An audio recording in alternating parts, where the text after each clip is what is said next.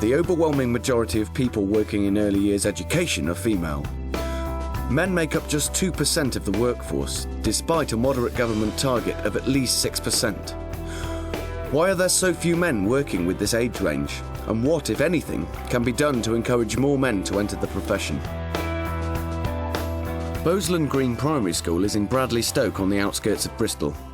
Paul Thurston has been the reception teacher for the past 5 years. Fred, wake up. Oh, he's rubbing his eyes. Oh, he's stretching. Come on, Fred. Come and teach us some sounds. Fred, are you ready? Yes.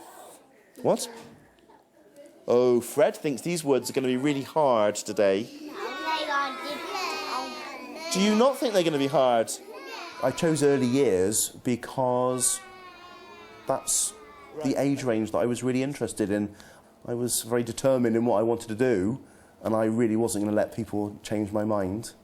So, although I was, one of the only male people on my course, it hasn't put me off. I'll do it first, and then you can copy me. So we're going to start at his head, and we're going to go down his body. And then we're going to go on his tail, and down his other leg. Kangaroo. I think that it's a difficult profession to get into, especially for early years, for males. I think that society sees men working with young children as maybe not the done deal. I'm going to choose who gives me the next number. Afra, 1, 2... Who's got the number 3? Research shows that men perceive working in the early years in the children's workforce as less prestigious. There are fewer career opportunities. There is a very much more vague career structure. The pension system doesn't support their future opportunities. There is less in-service training than they would like. So it's seen as a far less professional area of work. Is the number 3 missing? No! And I think one of the main aims of the early years education and care is to develop young children who are able to communicate and socialise with a whole diverse range of different people, not just with women. And if they're not having that experience in their early years, that's going to cause barriers for them perhaps in later life. To encourage more men into early years, I think that when teachers are doing their teaching practice, everyone should have experience of early years. And that's not just men, that's all teachers should have experience of early years, because a lot of teachers have no idea about how early years works. And I think that if they did, it might put some of them off, but it might encourage more to actually become part of it. Going to stick it on with glue. I'm going to watch you doing that because I'm interested. To get you doing jumping like that, to show other people how to do your jumping. Well, Mr. Thurston's very, very popular, both with boys and with girls. He captures their attention. I think it's different for them to have a male teacher or a male role model, and they respond a lot to that. It reflects society today that we've got male teachers and women teachers, so it's good. Compared to many other early years settings, Filton Avenue Nursery School in Bristol is quite exceptional. On the staff team there is not only a male nursery teacher, but a male nursery nurse and a male support worker.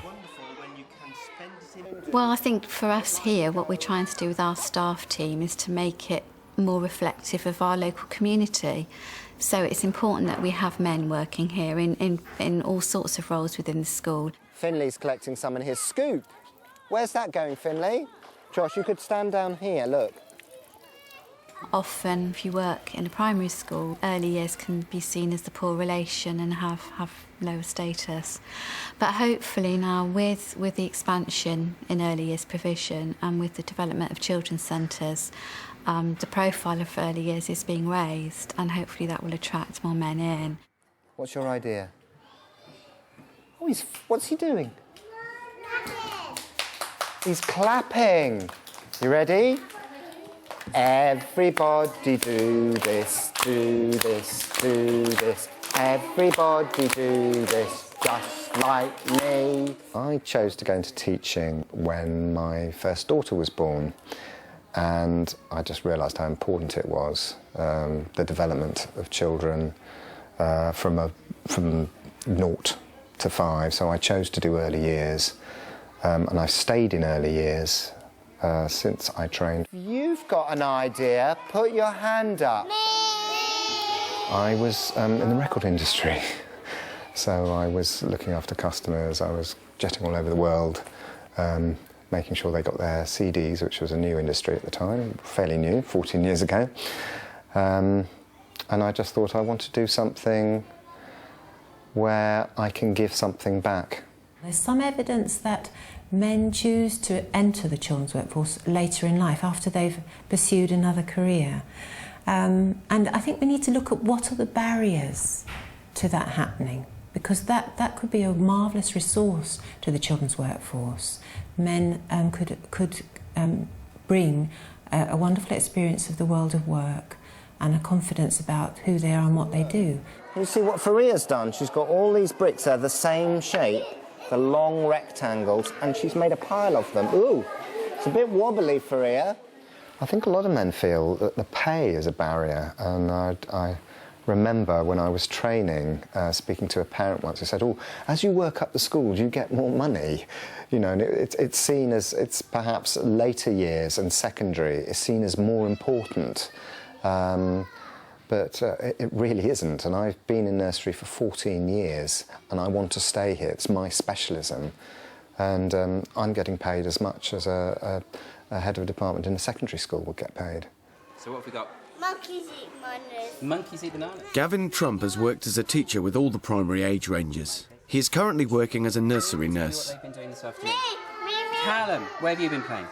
I've been doing it for 20 years, and I can't think of any practical reasons why it's a better career for women than men. There's no logical reason why more men don't do it. Yeah, I've often been the only man in the school that I've worked at. Not every school. But I've known that all my working life. That's just the environment that I work in. I mean, staff rooms are pretty feminine sorts of places, and you do have to get used to, I don't know, lots of conversation about diet and soap operas and things that maybe I wouldn't... I've learned to talk about such things, even though it's not something that I would necessarily initiate in a conversation. I can hear you. There. Are you going to hide in the triangle? You can hide in the triangle. There's a real stereotypical view that men don't do caring. And now with the Every Child Matters agenda, I think we're looking at the whole child, and we're looking at the caring side as well as the education side, right up to the age of 18. So that includes all teachers.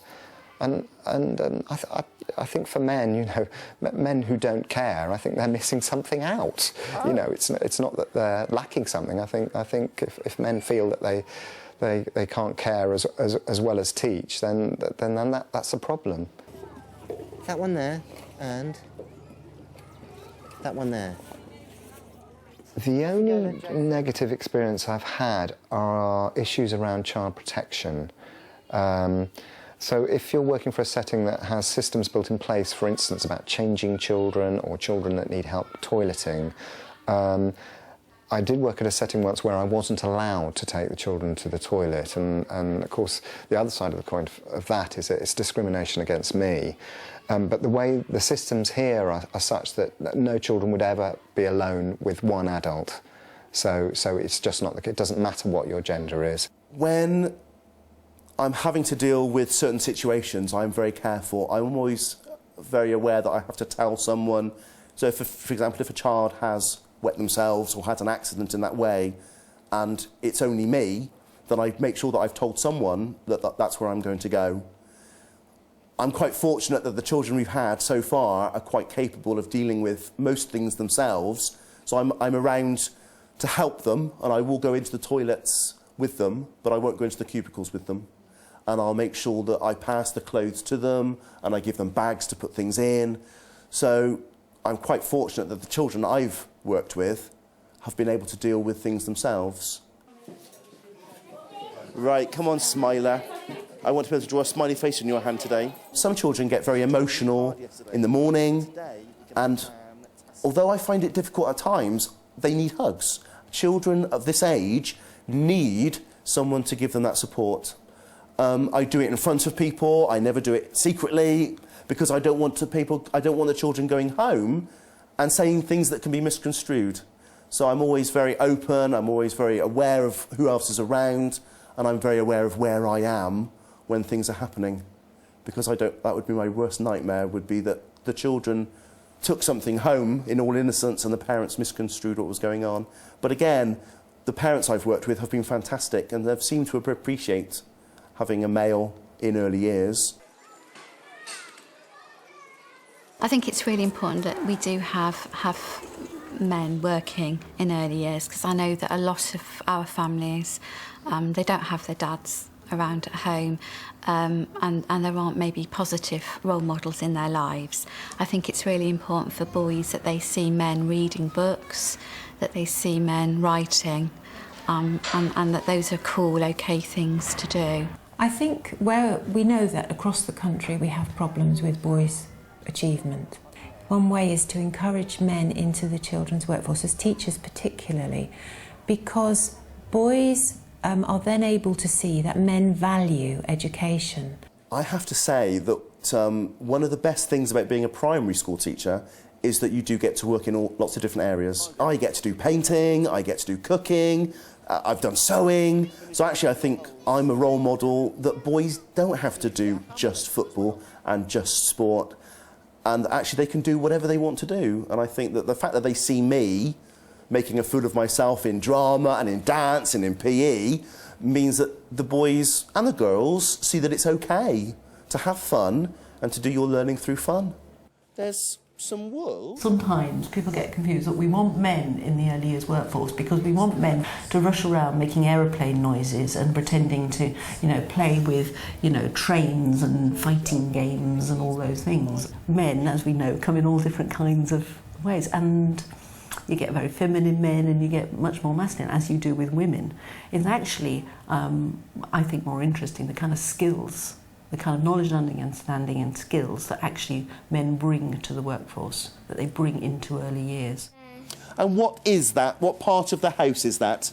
We need to move to a position where male participation in education and childcare in the children's workforce is the norm rather than the exception, and I'm afraid that's how it is at the moment. We need to move to a position where teaching and childcare and the related childcare professions, children's professions, are seen as noble, and at the moment we don't have that. I think that the fact that the society feels that men shouldn't work with young children, I think we should. I think we should have more men. I think men should be brave enough to say, actually, this is where I want to work, and go for it.